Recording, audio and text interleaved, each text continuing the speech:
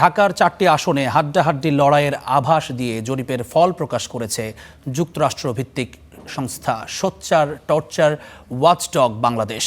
এতে ঢাকা 17 আসনে 35% ভোটার তারেক রহমানকে আর 32% ভোটার সমর্থন দিচ্ছেন SM খালিদুজ্জামানকে।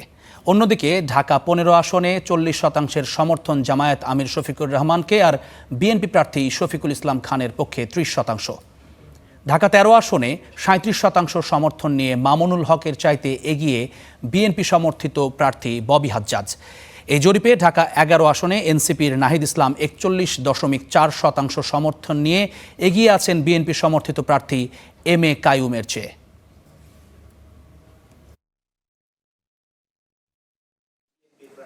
আমরা ইতিপূর্বে জরিপগুলো করেছি। আমাদের জরিপগুলো প্রকৃত